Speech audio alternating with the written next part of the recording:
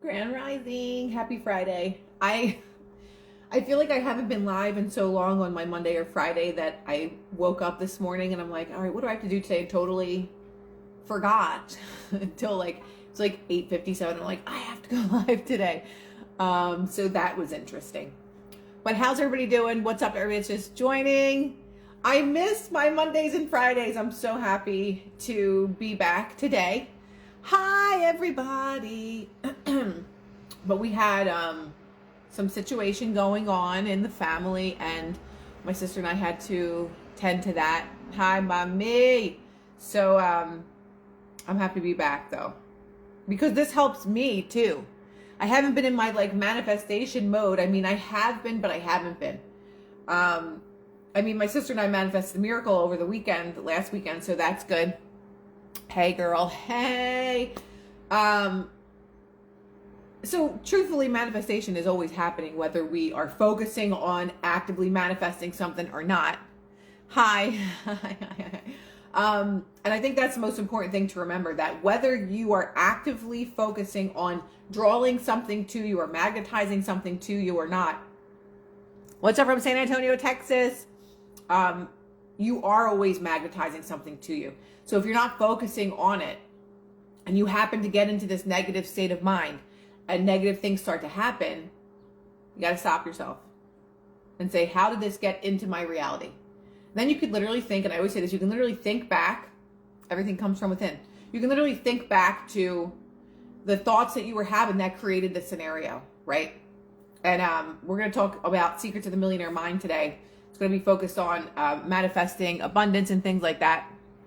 I appreciate that. Thank you.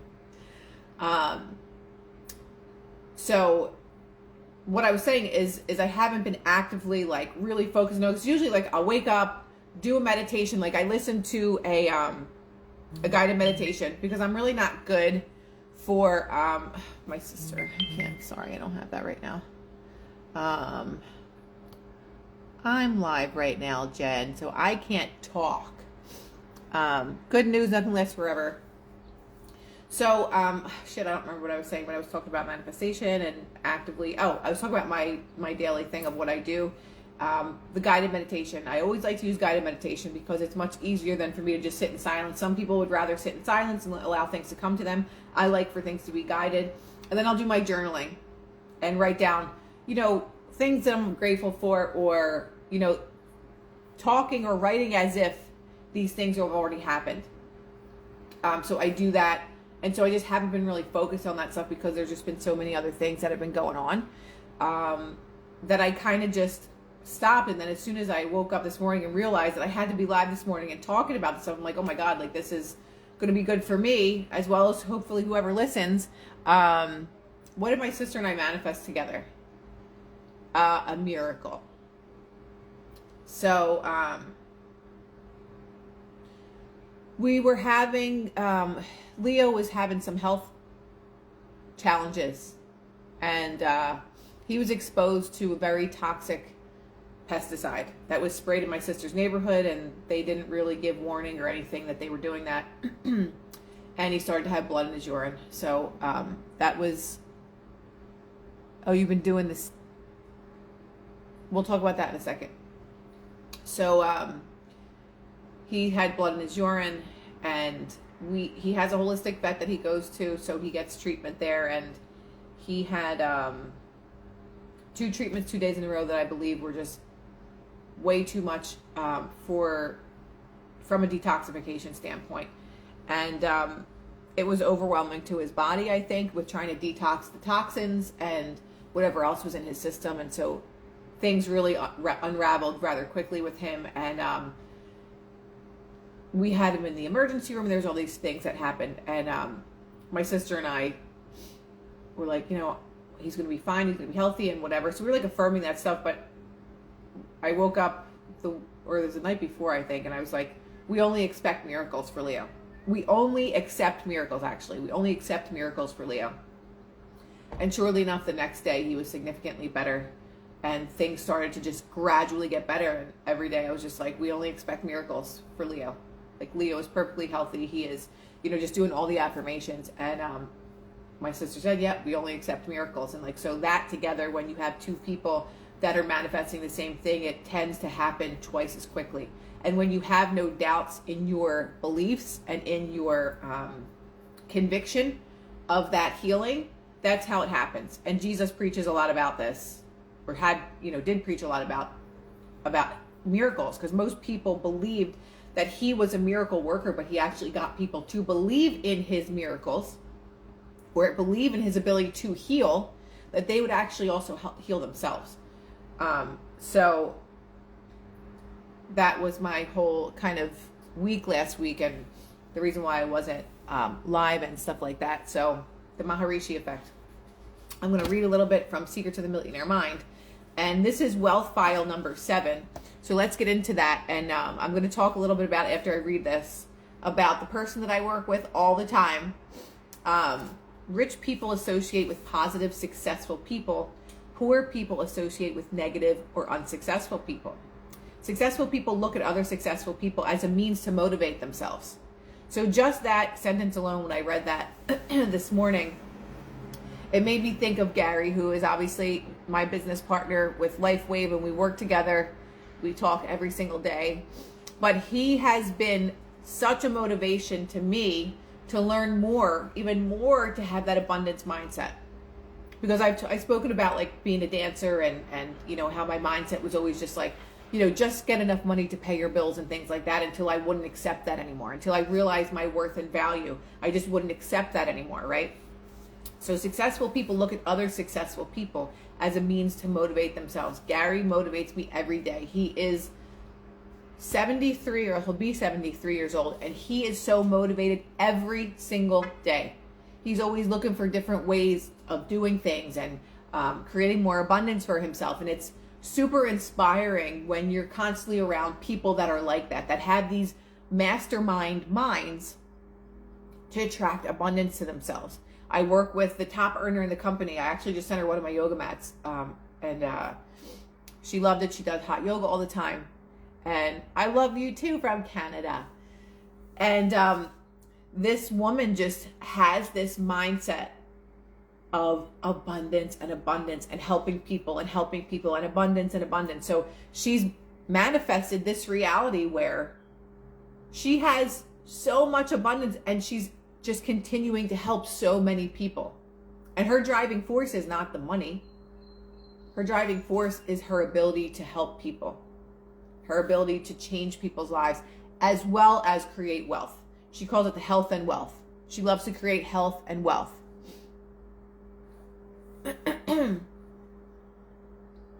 Gary made my day when I talked with him and signed up for LifeWave. Gary is awesome. We love him. Gary is awesome. But I tell you, besides his awesomeness, he's the hardest worker in the room. He'll spend so much time talking to somebody to help them. Crystal Tina Yoga Mat, I would buy it. My company is called My Soul Mat.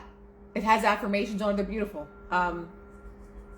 You can, I don't know, I think the link is probably in my bio, but they're really pretty.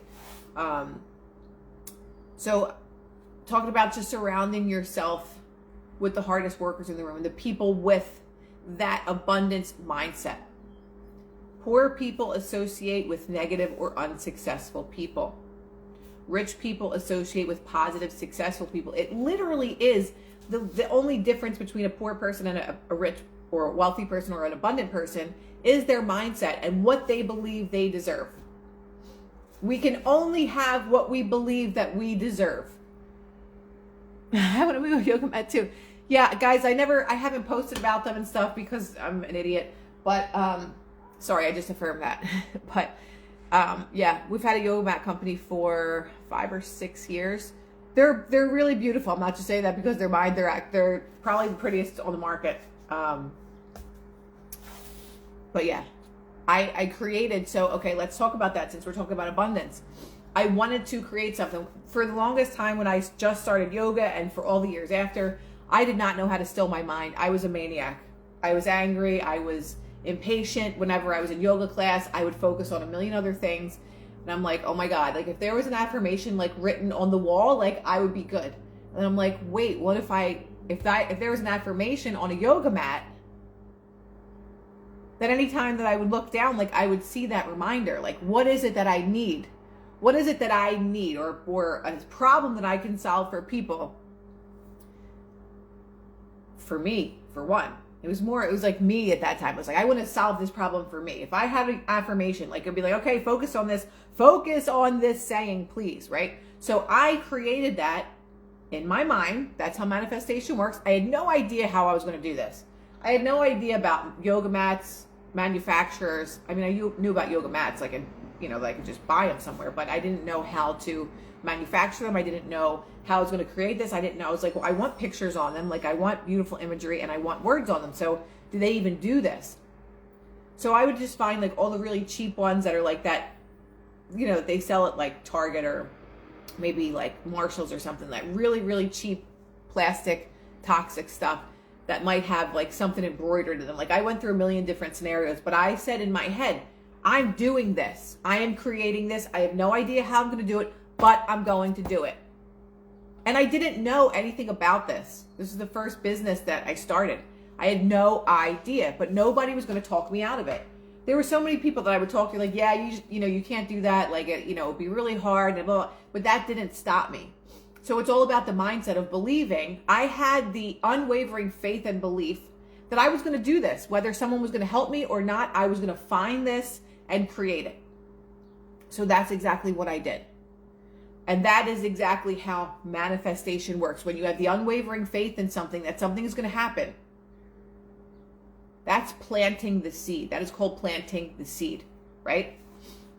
So, rich people are grateful that others have succeeded before them so that they now have a blueprint to follow that will make it easier to attain their own success. Why reinvent the wheel? That's what Onyx Cole always says. She's the #1 earner in Lifeway. That's what she always says. She's like, why are you going to reinvent the wheel?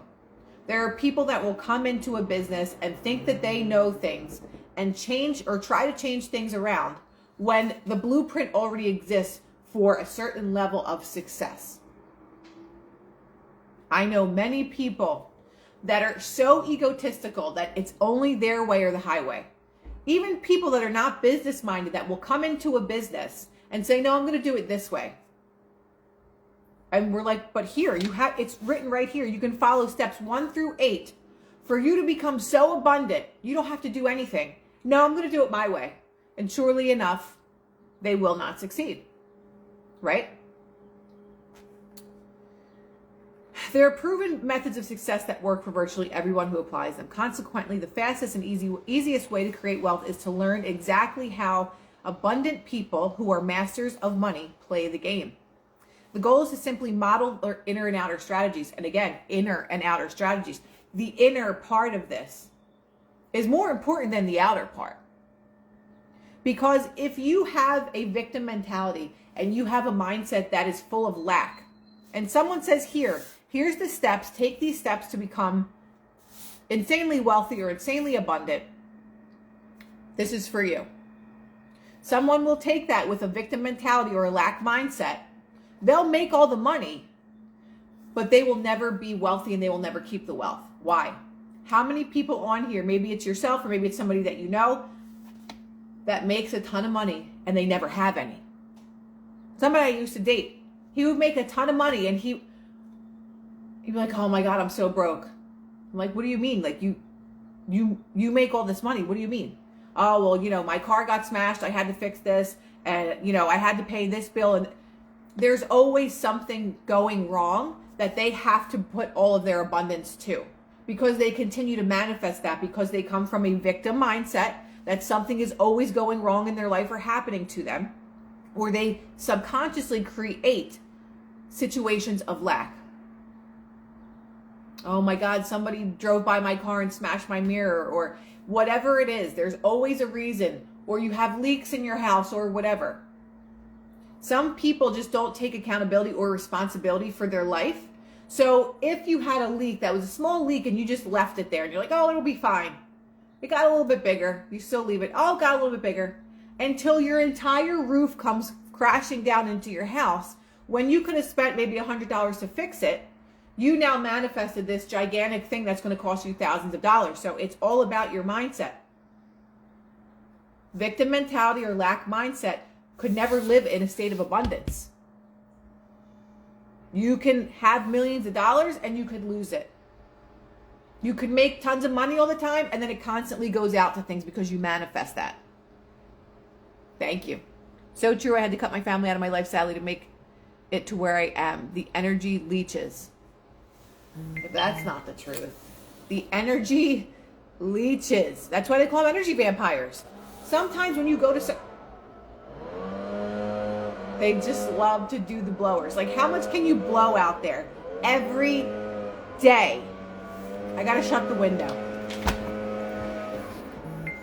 Fungal.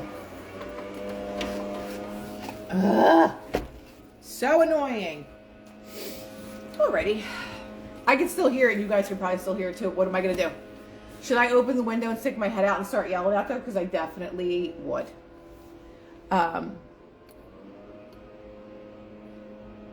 That is my brother. Who's your brother? Okay, see, I should have put this on silent and I didn't. Sorry. Help the leaf blowers, the worst and so pointless. They really are. This is every day.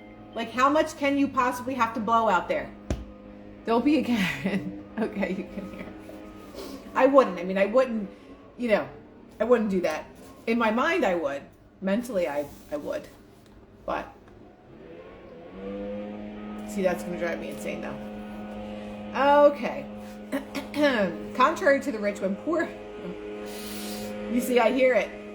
Making me get a rake. Right? When people used to rake, those were the old days. Now they have a friggin' electronic thing that just blows things around. Like, how much more lazy can humans get? Okay, that's a whole other subject. Sorry. We're not going to be complaining. We're not going to complain. Contrary to the rich, when poor people hear about other people's success, they often judge them or criticize them, mock them, and try to pull them down to their own level. Okay, this is a big sentence for me, right? When poor people hear about other people's success, they often judge them, criticize them, mock them, and try to pull them down. The reason why I'm saying this is because what I've learned from being a big part of the freedom movement came a lot of people with a lack mentality and a victim mindset. If someone, like during the whole pandemic and everything, when I would post my stuff, if I would post about my yoga mats, people like, you just want to make money from people, that is what you would call a lack mindset. Unfortunately, for whatever reason, in the truther community, in the freedom movement, there are so many people that come from a state of lack. That sounds like a you problem. That doesn't sound like a me problem. Granted, there are people that grift off of these movements, right? There are, and I get that. But when you come from a space that you will live in poverty just because so your ego maybe wins and says, like, I'm not going to make money off people. I'm just going to tell the truth. Well, guess what? Where is that getting you in life? Abundance is our birthright. Abundance is our birthright. A loving God does not want people to suffer and be in poverty. So that is a conditioned mindset. That is a programming that we have picked up, whether it was through childhood, whether it was through TV or whatever it is, that we don't deserve wealth. We don't deserve abundance. But what kind of a loving God wants you to be poor, wants you to not have the things that you want? Money could be used for the good or the bad, just like anything in life. I'll give you this example again. Water is a sustenance of life, right? We need water in order to survive. But what happens if you're in an ocean or a pool of water and you don't know how to swim? This life force right here can also be your death. So it is all dependent upon how you use things. Someone said, keep exposing their agenda. Okay, so what a lot of people don't understand is how important and what the biggest part of the agenda is keeping people stupid. keeping people from reaching their highest selves so that we can self-govern, so that we don't need to look outside of ourselves in a religion, in a government, or anything like that. We govern ourselves. And once we take our own power back, that's when the game is truly over. The transgenderism and the targeting the children and all these agendas, that is to keep you distracted from discovering the power of yourself. And the sooner people understand that it's literally all about keeping us from our own power and nothing else, that's when the game changes. The whole point of these distractions are so that you're distracted from finding your higher self, from knowing that you already have everything from within yourself, that you need nothing else. You don't need the approval of a person outside of you. You don't need permission to do X, Y, and Z. You don't need to expose all these bad satanic things that they're doing on the outside, because you already created peace within yourself. And once you have peace within yourself, your third eye becomes so much clearer to see everything for what it truly is instead of the distraction that it is. So if we want to create the life for ourselves, like people say, oh, I pray for peace on earth. In order to have peace on earth, you have to have peace within yourself first. So it's not about exposing an agenda. It's about exposing your pineal gland. Let's talk about that. Let's talk about the fact that we have telepathic abilities. Let's talk about the fact that we can self-heal. Let's talk about the fact that collectively we can manifest an amazing world together. Let's talk about that power. Because when you realize that, there is nothing else that can take your power away from you. Because when you realize the inner power, the outside forces and anything else that's going on, people will still send me political stuff. Look what they're doing here and look what they're doing there. It doesn't mean ignore it, but it means have the awareness of things that are going on. But when you can finally see it from a very clear point of view, what you see changes. And it doesn't affect you in the same way, because you know that it's just an agenda. It's just to keep you distracted from finding your true self and who you are and what you are. All the fallen civilizations were so much more advanced than what we are. Because why? They had connection to nature and they had connection to self. We have neither of those things. That's what we're working on now. Exactly. Have awareness, but don't let it control you. I see the things every day. People are going crazy about Target and all these other things. Stop going to the... If you don't want to be a part of their matrix, if you are truly looking for freedom, fighting for freedom, talking about being free, and you're still shopping at the very corporations run by the matrix system, the government, and all these three-letter agencies, then you're not free and you're not really fighting for freedom, because you're still supporting their system. So if you're talking about these agendas, what they're doing, and they're coming after our kids and all these things, and you're still shopping at those stores, you're contributing to the problem. There are plenty of alternatives. I haven't stepped in one of these corporate stores and I can't tell you how long. I won't go in there. I get a panic attack if I have to go. Someone asked me to go to Costco, CVS, a bank, a Target, or any of those type of places. I will not go. My mom says, oh, can you go run here for me? No, I will not. I'm sorry, no, I won't do it. I'm shouting, Joe, because I'm a little fired up with people that just don't understand things. Not because I'm right, but because I work on myself every day. It's a schooling for me. It's a reschooling. It's a re-education of myself. She's Italian. There you go. It was the leaf blower. Wow, I went off on a tangent there. Whenever I'm introduced to an extremely rich person, I create a way to get together with them. I want to talk to them, learn how they think, exchange contacts, and if we have things in common, possibly become personal friends with them. And that is the truth. Like, when you come across someone that's really wealthy and someone that's generous and kind, you're like, how can I be like them? Like, what is their secret? You know, to their happiness, to their abundance. It's really the mind. I won't go, Joe. But it really is your mindset. Any person that you speak to that is abundant and has an amazing life, it is what they truly believe about themselves. And it really comes down to that, and it's that simple.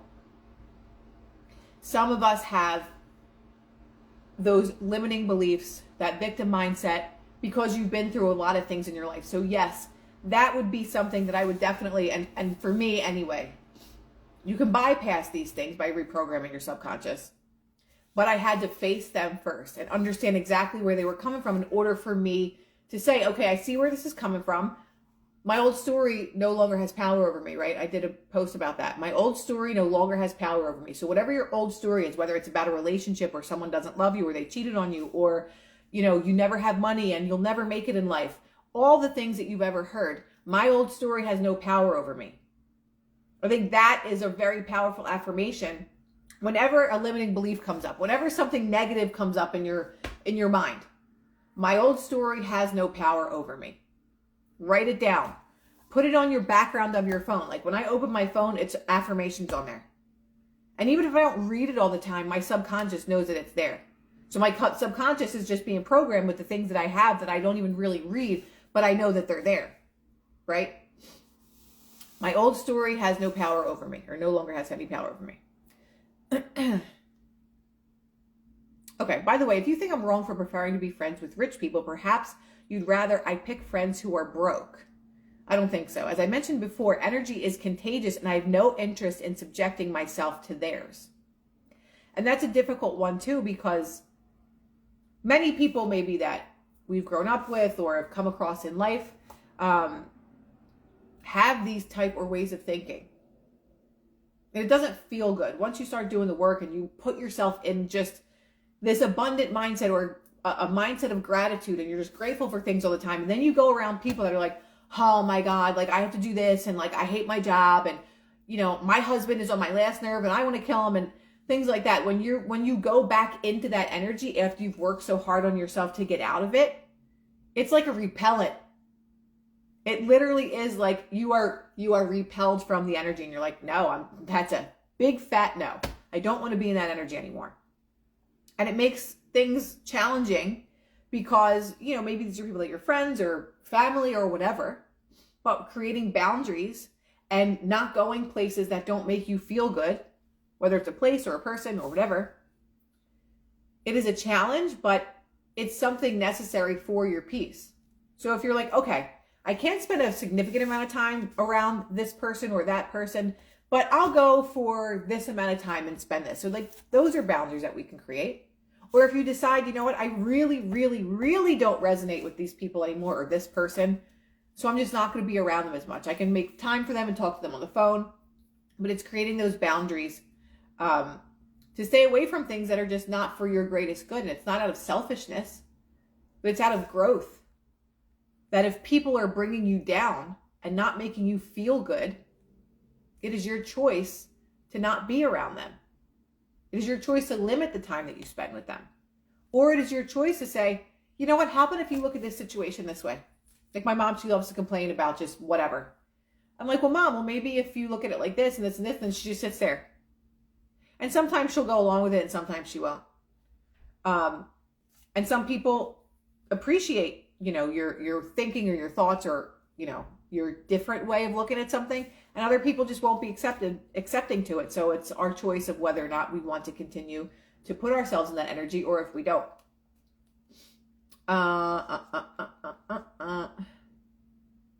Okay, also remember that nothing has meaning except for the meaning we give it. Nothing has meaning except for the meaning that we give it. That is a big one. If you literally just write that down and think about it, nothing has meaning except for the meaning that we give it. If a certain person reacted to you in a certain way, nothing has meaning except for the meaning that you give it. My mother, she gives all the dumbest things a lot of meaning. That steals her peace. I wouldn't even say every day, I would say hourly. If not more often than that. Anytime I call her and she's in the car, I'm like, Mom, call me back later. Because when she's in the car, she's banging on her horn. She's cursing at people. She's so angry. I'm like, I don't want to hear this and I don't want to feel it. So I hang up. Nothing has meaning except for the meaning that we give it. Let's see what time it is because I've been talking for an awfully long time. Oh, that's not too bad. It's only a half hour. Time's been weird lately. I don't know who else feels that way. Where are you reading from? I am reading from Secrets of the Millionaire Mind by T. Harv Eker, if that's how you say his last name. But this is a really good book with a lot of good nuggets. So even the title, Secrets of the Millionaire Mind, like that might be triggering for some people. Like, why do you want to be a millionaire? Or why do you want this? Or why do you want that? It's like, if you come from that space and you come from that victim mentality and you come from that lack mentality, just sit here and learn something. If not, go back to your day of having a lack mindset and go on with your life and have fun. Thank you, Karen. Pinned comment. Okay. Where was I at? Holy hell. That's really weird. Okay. Okay. From now, I want you to practice reframing other people's negativity as a reminder of how not to be. The more negative they are, the more reminders you have about how ugly that way of being really is. I'm not suggesting you tell them this. I am, actually. Not that it's ugly, but suggest looking at things in a different way. Can you believe this person did this to me and blah, blah, blah? Well, what exactly happened for that person to react that way? And they tell you. Well, could you have maybe said things in a different way? There are always ways of diffusing a situation or making people see how negative that they are. When you stop people in their tracks of negativity, it does make people think. Because I'll say it to my mom, like, why are you so angry all the time? These people drive like this and like that's what aggravates her the most is the way that people drive. Can you imagine how insignificant that is? But how much that lowers your frequency because you're annoyed by the way that other people drive that you have no control over, nor is it your business of why people drive a certain way, right? I enjoy simplicity, a positive vibe. So when you bring that to people's attention, because, I wouldn't really necessarily tell them. Yeah, I would. Because when people realize their own bullshit, maybe it'll cause a shift in somebody. Or when you're constantly around a person that's always negative and you're always positive, it's either going to make them recognize that behavior and be like, I don't want to come off like that. I come off like that? But the saying, misery loves company. So when you're around someone that complains all the time and you complain all the time, who's going to tell you that you're wrong? Who's going to tell you that there's other ways of living other than being negative all the time? Because being negative is a choice. Just something to think about. Just do it without condemning them for how they are. For if you do begin to judge, criticize, and put them down for who they are and what they do, then you are no better than them. And that's the truth. It's all in the way that you say something to somebody. If you sit there and say, you're so negative all the time, you're so annoying, that's going to give you a different reaction than if you say, hey, why don't you look at it from this angle? Or why are you allowing something to disturb your peace? That's different than being condescending. I had a best friend for 17 years like that. That must have been a fun friendship. I mean, I had people in my life like that too, that I was really close to and just like had the most closed mind that you could ever imagine. I would say, I'm moving to California one day. They'd be like, no, you're not. Like, you can't move to California. It was just like such a foreign concept, and those aren't my people anymore. They're just not my people. And you will shift from people. They will fade away, or something will happen where, you just they're not in your energetic space anymore. Even if you were best friends with somebody, if you don't resonate and if you're not going down that same path, it's very difficult to maintain that connection to somebody when you were literally on very different trajectories when it comes to a mindset. Worst comes to worst, if you just can't handle their non-supportive energy anymore, if it's bringing you down to a point where you're not able to grow, you may have to make some courageous decisions about who you are and how you want to live the rest of your life. I'm not suggesting that you do anything rash, but I would, for one, never live with a person who was negative and poo-pooed my desire to learn and grow, be it personally, spiritually, or financially.